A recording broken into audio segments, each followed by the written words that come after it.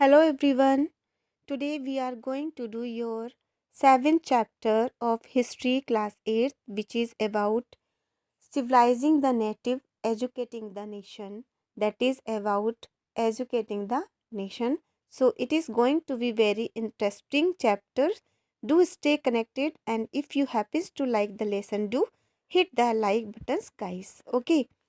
So let's start. In the earlier chapters, you have seen how British rules affected rajas and nawabs, peasants and tribals. यानी कि पहले के जो chapters थे उसमें हम देख चुके थे कि ब्रिटिश शासन के कारण यहाँ के राजाओं और नवाबों, किसानों और आदिवासियों पर किस किस तरह के प्रभाव पड़ रहे थे, मतलब किस तरह से वो अफेक्टेड हो रहे थे। In this chapter, we will try and understand what implication it had for the lives of students. तो इस चैप्टर में हम ये समझने की कोशिश करेंगे कि इन चीज़ों से स्टूडेंट के जीवन पर क्या असर पड़ा। For the British in India wanted not only territorial conquest and control over revenues.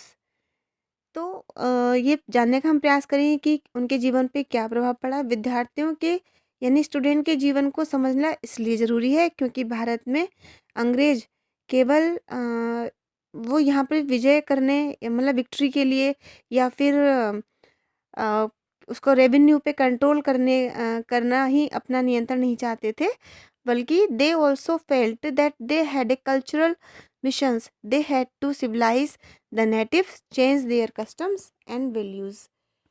वो एक्चुअल में क्या चाह रहे थे या उनको ये लगता था कि उनका एक सांस्कृतिक मिशन है। वे मानते थे कि उन्हें देसी समाज को सभ्य बनाना है। देसी समाज में मतलब हमारी जो जनता है उसको क्या बनाना है, उसको एजुकेशन उसको देना है, उसे एजुकेटिंग करना है और उनके रीति रिवाजों और मूल्यों मान्यताओं को बदलना है।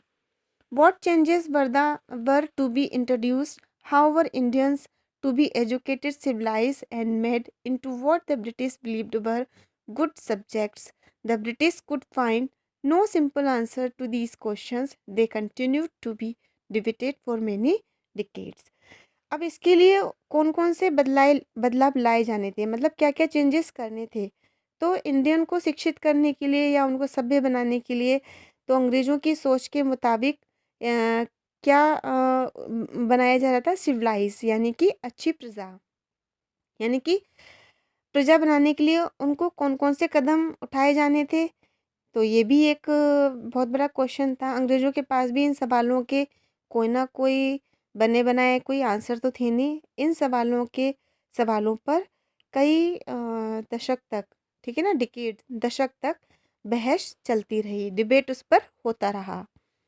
यदि हम इसको पढ़ें linguistic, someone who knows and studies several languages, यानी कि एक ऐसा व्यक्ति जो कई भाषाओं को जानता हो, ठीक है, और उसको वो समझने वाला हो, तो वो क्या कहलाता है, लिंग्विस्टिक यानी कि भाषाविद। How the British so education, अंग्रेज शिक्षा को किस तरह देखते थे। Let us look at the what the British thought and did and how some of the ideas of education that we now take for granted evolved in the last 200 years.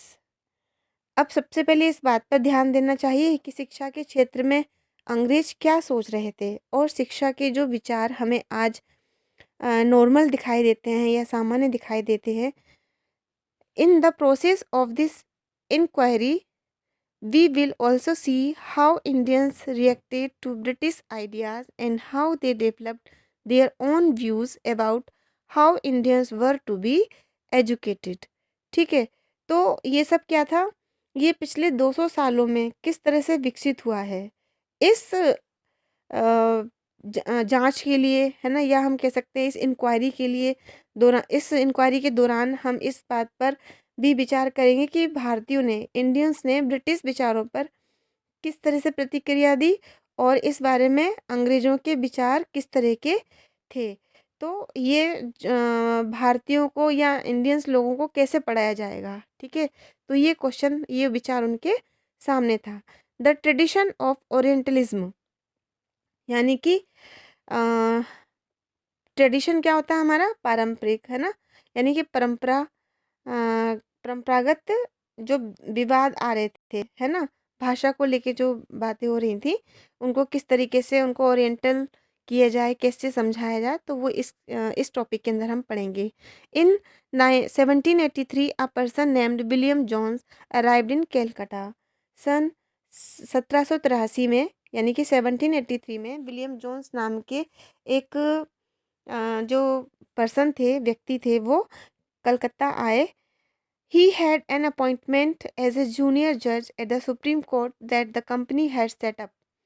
तो क्या हुआ, उन्हें ईस्ट इंडिया कंपनी के द्वारा यहाँ पर as a जज supreme court का उनको यहाँ पे नियुक्त किया गया, अपॉइंट किया गया।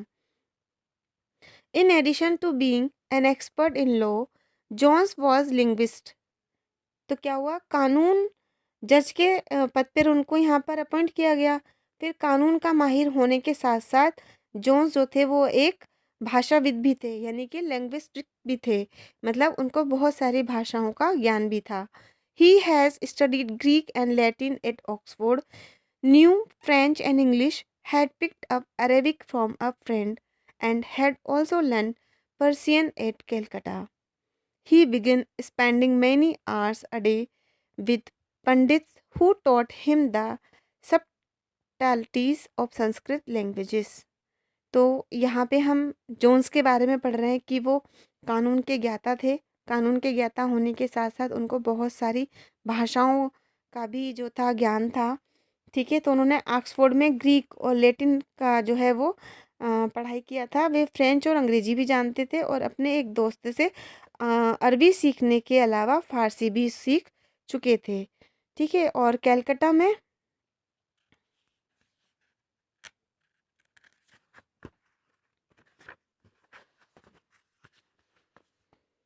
आने के बाद वे रोज़ाना घंटों संस्कृत के जो पंडित होते हैं उनसे बैठ कर के वो संस्कृत की भी बारीकियाँ, ठीक है, और उनकी ग्रामर वो भी सीख रहे थे।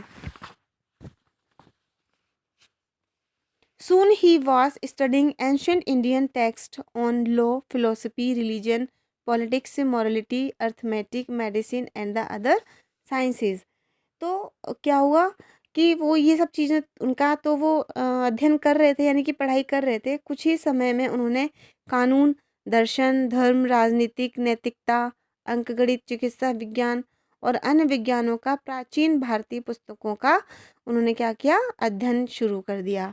यानी कि लॉ क्या हुआ, कानून, फिलोसफी क्या हुआ, दर्शन, रिलीजन का मतलब यहाँ पे धर्म से है, पॉलिटिक्स का मतलब राजनीति से है, मोरलिटी का मतलब नैतिकता, अर्थमेटिक का मतलब है अंकगणित, मेडिसिन का मतलब चिकित्सा विज्ञान, ठीक है ना, एंड द अदर साइंसेस और अन्य विज्ञानों का भी उन्होंने अध्ययन शुरू कर दिया। Jones discovered that his interests were shared by many British officials living in Calcutta at the time. Jones ने पाया कि उस समय कलकत्ता में तैनात बहुत सारे अंग्रेज अफसर भी उनके जैसी दिलचस्पियां रखते थे, यानी कि जिस तरह से जोन्स को लगाव था बहुत सारी चीज़ों को सीखने का, जानने का, उसी तरीके से वहाँ के जो और ब्रिटिश अफसर जो थे उनको भी लगाव था। Henry Thomas Englishmen like Henry Thomas Colebrook and Nathaniel Halhed were also busy discovering the ancient Indian heritage, mastering Indian languages and translating Sanskrit and Persian works into English. तो यहाँ पे क्या हुआ, हेनरी थॉमस कॉलब्रुक और नेथनियल नेथनियल हॉलहेड भी भारतीय भाषाएं जो थे वो सीख कर संस्कृत व फारसी रचनाओं का अंग्रेजी में अनुवाद कर रहे थे। अनुवाद मतलब ट्रांसलेट कर रहे थे, ठीक है। Together with them John set up the Asiatic Society of Bengal and started a journal called Asiatic Researches, ठीक है। अब यहाँ पे क्या हुआ कि इन लोगों ने एक साथ मिलकर जोन्स ने एशियाटिक सोसाइटी ऑफ बंगाल का जो है वो गठन किया, यानी कि उसको बनाया, ठीक है, उसको सेट किया। और एशियाटिक रिसर्च नामक शोध पत्रिका का प्रकाशन शुरू किया। यानी कि उन्होंने जो है एशियाटिक रिसर्च नामक जो एक पत्रिका थी उसका क्या किया उन्होंने, प्रकाशन शुरू किया। जैसे कि हमारे यहाँ अखबार आते हैं तो उस समय पर जर्नल्स का मतलब होता है पत्रिका, ठीक है, प्रकाशन किया। Jones and Colebrooke came to represent a particular attitude towards India. Jones और कोलब्रुक भारत के प्रति एक खास तरह का रवैया रखते थे, यानी कि एटीट्यूड रखते थे। They shared a deep respect for ancient cultures both of India and the west. तो क्या भारत और पश्चिम दोनों की प्राचीन संस्कृतियों के प्रति गहरा वो क्या करते थे, आदर का भाव रखते थे। मतलब वो इन चीज़ों को बहुत मानने वाले थे, ठीक है। In the ancient they share a deep respect for ancient culture both of India and the west. Indian civilization they felt had attained its glory in the ancient past but had subsequently declined। फिर क्या हुआ कि भारतीय सभ्यता प्राचीन काल में अपने वैभव के शिखर पर थी, यानी कि जो प्राचीन हमारी इंडियन जो कल्चर था, वो सिविलाइजेशन थी, वो काफ़ी मतलब अच्छी थी। उसके बाद में उनका पतन होता चला गया। उनकी राय में भारत को समझने के लिए प्राचीन काल में लिखे गए यहाँ के पवित्र और कानूनी ग्रंथ, ठीक है, उनको खोजना व समझना बहुत ज़रूरी था। मतलब वो यहाँ की चीज़ों के बारे में और जानना और समझना चाहते थे, ठीक है। And for only those text could reveal the real ideas and loss of the Hindus and Muslim and only a new study of these text could form the basis of future development in India. अब क्या था कि मुसलमानों, हिंदुओं और मुसलमानों के असली विचारों व कानूनों को इन्हीं रचनाओं के ज़रिए समझा जा सकता था, ठीक है ना। क्योंकि वो बहुत सारी भाषाओं को जानते थे, तो वो कानूनों को भी समझना चाहते थे और उन्हीं की रचनाओं को भी जानना चाहते थे। और इन रचनाओं का दोबारा से अध्ययन से ही भारत के भावी विकास का आधार विकसित हो सकता था, यानी कि डेवलप किया जा सकता था। So Jones and Colebrook went about discovering ancient texts, understanding their meaning, translating them and making their findings known to others। अब इस तरह क्या हुआ, जॉन्स और कोलब्रुक दोनों ही प्राचीन ग्रंथों को ढूंढने, उनकी व्याख्या करने और अनुवाद करने और ज़्यादा से ज़्यादा लोगों तक अपने नतीजे पहुंचाने में जुट गए। This project they believed would not only help the British learn from Indian culture but it would also help Indians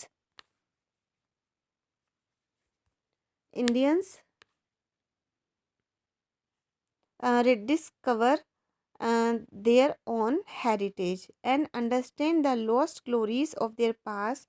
In this process, the British would become the guardian of Indian culture as well as its master। तो यहाँ पे क्या हुआ कि वो उन ग्रंथों को ढूंढ रहे थे, ठीक है, व्याख्या कर रहे थे, उनका अनुवाद कर रहे थे और ज़्यादा से ज़्यादा लोगों तक उसको, उनके नतीजों को पहुंचाने की कोशिश कर रहे थे। उनका विश्वास ये था कि ये योजना न केवल अंग्रेज़ों को भारतीय संस्कृति से सीखने में मदद देगी बल्कि भारतीयों को भी अपनी विरासत को दोबारा अपनाने और अतीत के अतीत का जो वैभव था, जो अतीत का जो और भी अच्छी जो यादें थी, उनको समझने में मदद देगी। इस प्रक्रिया में, यानी कि इस प्रोसेसिंग में अंग्रेज भारतीय संस्कृति के अभिभावक और मालिक दोनों की भूमिकाएं निभा रहे थे, है ना। In this process the British would become the guardians of Indian culture as well as its master. Influenced